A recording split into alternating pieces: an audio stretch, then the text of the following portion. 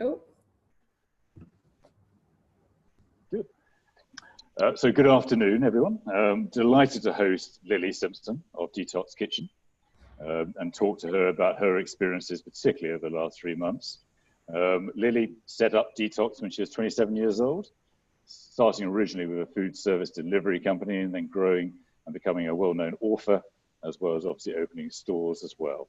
So we'll talk about her business and how it's growing and how she's seeing, I think, the future, which will be particularly interesting. So Lily, welcome. hi. Thank you so much for having me. A pleasure to chat to you again. So how's the last 3 months been, firstly? They have been interesting, I would say. To be honest, it's been real highs and lows, as I'm sure everyone has experienced. And actually, it's an environment in which I think I particularly thrive in.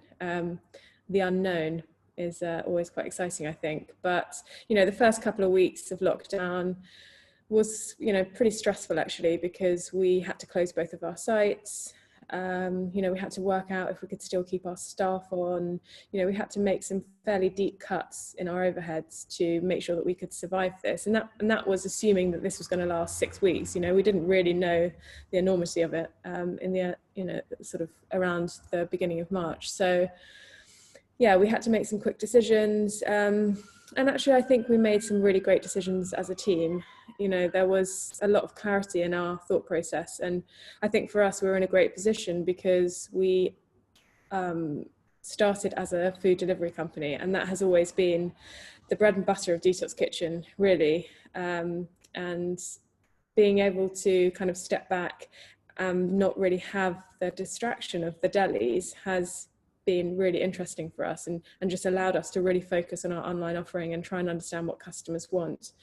So we launched 2 new products. We launched a veg box and we launched a fridge fill concept, which is 6 meals delivered to your door. And the response was just incredible. I mean, I've been running Detox Kitchen now for 8 years and I've never experienced growth in the way that we did in such a short period of time. All the spikes that you want to see happened. So yeah, it's been really fun. There's been lots of kind of innovation, product development, really talking to our customers, trying to understand what they want, and then as a business trying to work out how we can fulfill those needs. So it's been exciting, but that teamed with the kind of, I guess, the sort of negative impact that Corona is having on everyone's sort of day-to-day lives, sort of juggling all of those emotions and how that feels has been interesting. And obviously juggling a remote team, quite a junior team as well, we're all fairly junior. So yeah, it's kind of us for the last 3 months. And how has demand changed, can I ask? Yeah, I mean, well, on home deliveries, we're doing incredibly well. We're significantly up on last year. I think what's really interesting for me is that for a long time now, our average order value at Detox Kitchen is about £250 per order. So it's high, and we are a premium product. And I've always wanted to change that, but probably not quite had the confidence to do that in case we lost that big average order value. But what this has made me do is try anything and really speak to our customers. And so when we launched our veg box, we went from an average order value of £250 to an average order of £40. And we sold over 4,000 boxes in 48 hours. Of those orders, 90% of them were new customers. And basically what that highlighted to me was that we had this super engaged audience, which we've been growing over the last 8 years. It's not just a coincidence that we launched a veg box and obviously there was demand for it. But, we had been sort of growing this community of people that potentially we hadn't created the product for yet. So when we launched that, it was amazing to see that it was predominantly new customers coming through. And at the same time, we also stopped all digital ads. So we'd gone from paying quite a lot to acquire customers to not paying anything to acquire customers and suddenly having this huge surge in new customers, which is kind of a marketer's dream, I think. So yeah, and then we've been sort of innovating that veg box. So we started as just a kind of veg and essentials box. We then launched a brunch and essentials box, and we're just about to launch our new chef's box, which is kind of more premium ingredients, just through listening to customers and what they want. And then the fridge fill, which is 6 items. Again, you know, it's what we're really great at Detox Kitchen, is just creating really kind of delicious, healthy meals. So to be able to have a product that's much more affordable now to a much wider audience, you know, our addressable audience has kind of grown 10, 20-fold, which is a really exciting time for us. That's very impressive. And has this been a community you've engaged that already existed, or have they got new people coming, referrals coming all the time? Yeah, lots of referrals, which has been great, but really it has been for us about engaging with our online social community. So, you know, we've grown a Instagram following of, I think we've got 180,000 followers on Instagram now, and engagement just went through the roof really since March, because finally these people, you know, they're used to coming to us for recipes but not necessarily buying products through us, and now they suddenly have this product that they can purchase as well. So yeah, that's been great. Referrals have been doing really well as well, which is, you know, you always want your business to grow through referrals. We just switched ads on again, but it's interesting, you know, when most businesses probably rely on new customer acquisition through digital ads, probably for about 60-70% of their acquisition will come from ads, and it's a really, really expensive channel. So it's been nice to not have to rely on that, I think. Especially in a time when you're trying to preserve cash. Yeah, absolutely. It sounds like you've actually almost enjoyed the challenge of the last 3 months. Yeah, I've definitely enjoyed the challenge. And don't get me wrong, like there are highs and there are lows for sure. But, and you know, I think as we sort of navigate through the next few months, you know, we have had some good rent concessions, which has been great. But once we go back to paying full rent and not really sure if the delis can trade through that, you know, where there may potentially be a cash burn if we open our sites, that's when it's going to start to become hard. So I think we're probably at a place at the moment where, you know, we're doing really well because online is working, and the delis are closed, and we've had fairly good rent concessions from our landlords. But as soon as that all changes, you know, our position might be quite different. So I think we're just trying to plan as much as we possibly can for that time. And how have you changed during this period? Have what, sorry? How have you changed during this period? Because actually, I think we've all talked about how we've changed and how much we're learning as we go. Yeah. I think I've actually changed. I think I've changed a lot, certainly in the way that I want to approach work when everything goes back to some kind of normal. I have 3 young children, so obviously working from home, spending more time with them has been brilliant. You know, I sort of worked 9 to 5.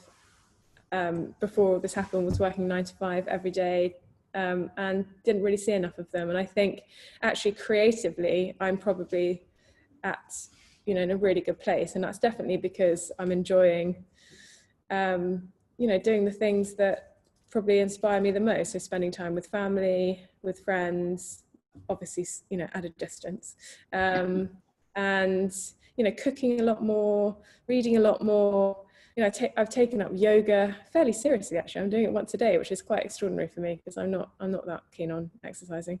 But all of these kind of new routines that I've been forming, I think, you know, they are here to stay, and there will be a huge shift in lots of people in the way that we want to work and the balance. You know, I think that's what I've kind of reassessed. Is people always ask me, how do you find balance? Well, I could never answer that question before lockdown because I didn't have it. You know, I worked too long. I didn't do the things that I really wanted to do, and I think that balance is definitely being reassessed now, for the better. I mean, I think a lot of people are saying that. Do you think you'll be able to keep that going after we come out, or do you think you'll go back to old habits? No. Well, that's the thing, isn't it? You know, I think we're all kind of going into this saying that we must keep the changes, the positive changes we've made. We must try and keep them. But I think, you know, it is inevitably difficult. And you know, looking at this purely from an economic perspective is, you know, can we go back and function in the way that we are? Are we truly being efficient in the way that we're working at the moment? And ultimately, I think not. You know, I think people are treating this as a little bit of an extended holiday. I don't think that we're working at the kind of 40-hour capacity that we should be working at, and maybe that needs to be changed. Maybe it needs to be 30 hours and we just need to adapt. But I think it's going to be very interesting when people start going back to work, and how they start going back to work. I mean, us as a company, we're being fairly open and flexible with everyone, and we're just, at the moment, everyone's working remotely, but you know, a couple of us are at the deli today working. We've been to the central kitchen. So we're just trying to work out like the best thing for everyone, because the last thing we want is to go from having this like nice kind of idea of balance and work and seeing people to like crashing back to where it was before. So yeah, I think it will be interesting to see how it all unfolds. And has your customer changed in the kind of prototype of what they are? Are you getting more customers of all genders and all types approaching? Yeah, definitely. One thing that's really great about the veg box, so predominantly our customer base historically has always been sort of 80% female, 20% male.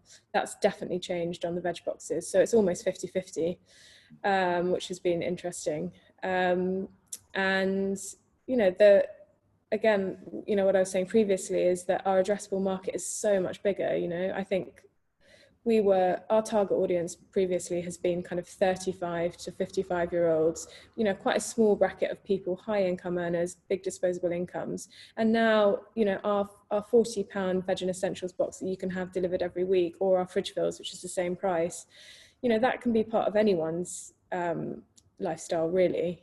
And I think what's really shifted in kind of all of our target audience is that health has obviously always been something that people have valued, but that value has completely changed. It is more important than anything now. And that extends beyond their own health. It extends to their families. So what we've seen, which is really interesting, is so many people who are booking a veg box for themselves want to go on and book another veg box for a family member or a friend. And so I think this kind of, community of everyone kind of looking out for each other is growing, and that's not going to go away. So that's certainly been interesting. And also actually we've you know, got a much younger audience who are ordering the veg boxes and the fridge fills, which is great for us. I mean, we did a recent survey and 30% of our customers were under 25, which was quite extraordinary really, because prior to COVID, we probably had less than 10%. So that's a really nice trend to see that coming through. Yeah, that is interesting, isn't it? Now, moving to you and talking about your story, because it's quite, I think we've known each other probably 7-8 years now. Oh, we have, yeah, from the beginning. When did you know you were going to become an entrepreneur? When did you have that feeling? God, I think it's the rebel in me, but you know, when I used to work a lot in restaurants, and I never wanted to listen to what they were saying because I just was convinced that I could do it better. But yeah, so I always knew I wanted to be in the hospitality industry. I don't think I ever set out and said, right, I want to be an entrepreneur. I think I worked in property for a couple of years, didn't get much from it, and wanted to do something certainly in the food industry a bit more creative. So I set up my own catering company, and from there just kind of grew the idea of Detox Kitchen. But yeah, I think, you know, I really am driven. I love the idea of creating something that someone might buy. I mean, it's such a basic concept, but you know, that's why I've kind of loved the last few months, because we're creating a lot of new products. We're seeing if people want to buy them, and then they do. And it's just this, you know, it's really trying to understand customers' needs and then fulfill those needs with the right product. And that drives me more than anything else. I think the fact that what we're providing is also super healthy, can actually have a massive impact on your overall well-being, is kind of the overarching thing that really drives me, and that's kind of the mission. But just the real basics of like creating something and selling it is I love. You're clearly very driven though. I mean, you've written 2 books. Was it 3 books now? 2 actually. Well, maybe a third is on the way, but we'll see. Yeah, well, good luck on that. You've obviously grown the business in a whole range of different dimensions. You've obviously incredibly inspired, and you've got 3 children as well. You must be on the go the whole time. Where's that drive come from? Yeah, I guess I am on the go, but I think, I mean, it's a funny thing kind of being driven, I suppose, and it can be a bit of a curse sometimes, I think, as well. But I think it's just having a purpose, really, you know. I think the price that you have to pay for that is, you know, I find it incredibly hard to stop, and I wish that I could. And that's why I think more than anything, what we were talking about earlier, you know, going back to normal, going back to working all the hours, not really seeing my kids enough or spending enough quality time with family and friends. You know, I don't want to go back to that, but the nature of who I am will go back to that in some capacity. Like I'll try my hardest to stop it for as long as I possibly can. But, I think when you start a business, you have to go at 100 miles an hour. And when you grow a business, you have to keep at that pace. Otherwise it won't grow. But again, I think my drive just comes down to proving, I don't know what it is, proving that I can do what I set out to, I suppose. Yeah, I mean, yeah, most entrepreneurs feel they've got something to prove to somebody. I think it's whether it's to themselves or whether it's to whoever. Normally put to themselves, I think. Yeah, I think I was this thing at school. I was never the best at anything. I was always like, the third best at running, or like the third best at maths. I was never number one, and it always annoyed me greatly. So I think maybe that sort of, kickstart something in me, whereas like, I really want to be the best at something. And so, maybe I'll never get there, but I will just throughout my career, just keep trying to get there. Well, I think you're doing pretty well. And when you look back on the last 7-8 years, what's been the big moments for you? Oh gosh, so many. I think, the big moments there are kind of those like pivotal moments in any business. I think when we first raised, that meant that we could kind of open our second deli. Opening the delis, of course, is always quite a big moment for us. I think as an online business, before we had opened the delis, those kind of big moments, they're smaller, more frequent moments. So, when we would just have surges in orders, or we would have celebrities that would just randomly order, which I always, they were always quite big moments for me, because it's just this kind of weird real thing that, I had created something that these people that I had admired from a distance were suddenly eating. So those moments are always quite big and exciting. I think, the deli, opening the delis, I always remember with Kingley, which was our first site, lots of people said, don't open a site, you can't really make money from that type of business. And when we opened, I think I'd written down literally on one piece of paper the sales that we needed to do, and we surpassed them by 4 or 5 times on the day of opening, and we had queues out the door, and pretty much the queue has always been there. And I think Kingley for me will always be that, I guess. But that's one of the interesting things about your business, isn't it? Because when people think about detox, often you have a vision about it, but your food challenges that in so many different ways, doesn't it? Because actually, when you face it, people like me, who's a traditional male, suddenly you actually want to eat it on a regular basis, which is not something I kind of originally ever thought would be the case. Well, I mean, that again, like just in what you've just said, I always remember when Kingley first opened, there was a queue out the door, and it was all women, literally. There was not one man in sight. And gradually, over the few weeks of opening, the men started to come. And, now you can go into Kingley and it's completely full. And I think for us, like, we've always been this kind of gateway brand into healthy eating. And, I think long may that continue. Lots of people always say to us, why don't you go fully plant-based? Why don't you go fully vegan? Why are you still serving meat and fish? And well, actually the reason for that is that we know that lots of people come to us for that. They'll come in, they'll order a chicken salad, and then the next day they might just try plant-based. And so many people have said, because of Detox Kitchen, we've massively reduced the amount of meat that we're eating. Not to say they've gone completely vegan, but, and I think from an environmental standpoint, that's what we set out to achieve. We want people to eat less meat. We're not kind of advocates for going fully vegan or fully plant-based. We just want people to eat a healthier, more sustainable diet. And yeah, the delis definitely help to fulfill that, as does online. Yeah, it occurs to me that the city market should be one that you find real growth in, and those businesses, because I'm sure most people are trying to get healthier lifestyles. Definitely. We actually had an offer.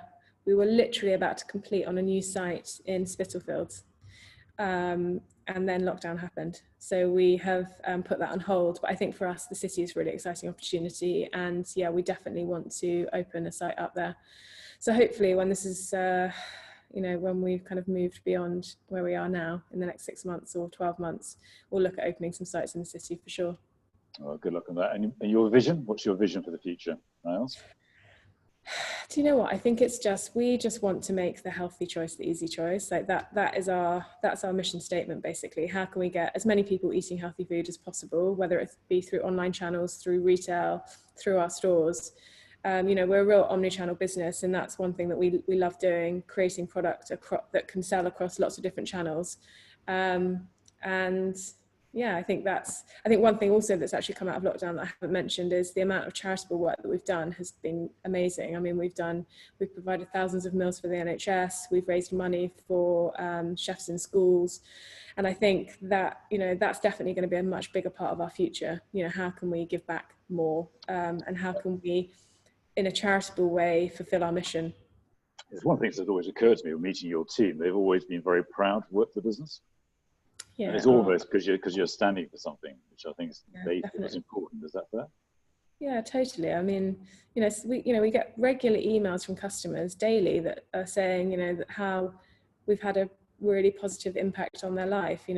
However that might be, whether it's physically, mentally, and that's enough to drive you, I think, every single day. Just knowing that you're impacting someone in such a positive way. So yeah, it's been pretty good. And it always occurs to me that actually, when you speak on stage, people always enjoy listening to you. That you can become more of a voice for the sector. Is that something that you would actually look forward to doing? Yeah, I think so. I think the hospitality industry is run by super passionate people. And there's lots of amazing young people that are coming out of this, and I think we definitely need to be standing up and trying to make a difference through whatever we're doing. So yeah, for sure. Well, I think on that positive note, I think we'd say thank you, Lily. It's been great. Thanks for being so candid and honest. Thank you, Chris. Great to speak to you. Good. And I look forward to that. Take care. Bye-bye. Okay, take care. Bye.